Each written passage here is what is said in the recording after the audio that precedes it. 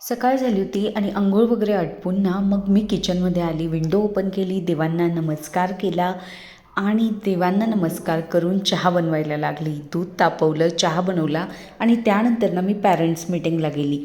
Parents meeting करून येताना मला रस्त्यातनं शेंगा विकणारे दादा भेटले.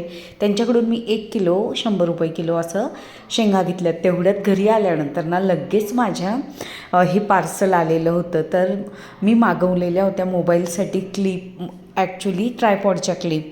तर क्लिप बसलेली एक्झॅक्ट आणि माझ्याकडे आता चक्क 4 क्लिप एक्स्ट्रा आहेत म्हणून मी आनंदात होती. मध्ये डाळ पालक बनवण्यासाठी कुकर लावलेला होता. इकडे मी पोळ्यांची कणिक मळून घेतली. कणिक मळण्यापूर्वी मी पोळपाट, लाटणं, तेल, पीठ सगळं बाजूला काढून घेते की जेणेकरून माझी कुठेही उष्टे हात लागणार नाही. नंतर मी भाजीला फोडणी दिलेली. मुलींना क्लासला जायचं होतं, शाळेतून आल्यानंतर लगेच मग घाईघाईत मी तसाच स्वयंपाक केला आणि छान असं म्हणजे इतक्या घाईत भाजी केली ना तरी आज एकदम चविष्ट झालेली.